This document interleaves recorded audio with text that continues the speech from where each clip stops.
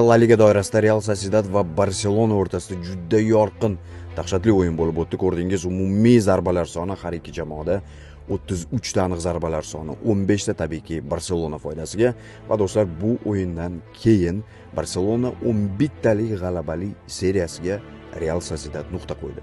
To'g'ri, bu o'yindan keyin do'stlar juda ko'p hakamlarning qarori, VARning qarori haqida gapirildi, o'zi gapiriladi.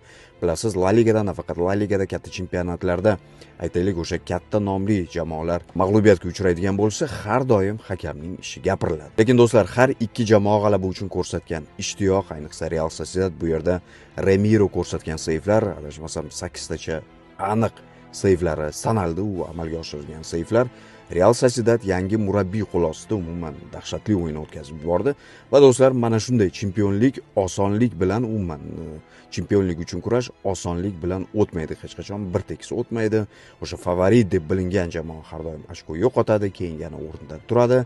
Mana shunday o'yinlar ham do'stlar La Ligaga impuls beradi. Odatda biz nima deymiz? O'sha La Ligada 2-3 ta jamoa bor, faqat ular kurashishadi, boshqalar esa asosan outsider sifatida ularga qarshi o'ynaydi va yutqizishadi deb. Mana ko'rdikki, kecha unday bo'lgani yo'q. Yana bir marta qaytaraman do'stlar, hakamlarning qarori va boshqalar Ispaniyada avval ham gapirib kelingan va bundan keyin ham gapirib kelinadi va do'stlar, katta jamoalar bunday mag'lubiyatlardan albatta to'g'ri xulosalarni chiqaradi. Bu o'yinda do'stlar, eng asosiy o'sha detal deymizmi, eng asosiy o'yinning o'sha taqdiriga juda katta ta'sir o'tkazgan bir faktor bu Rafinyaning yo'qligi.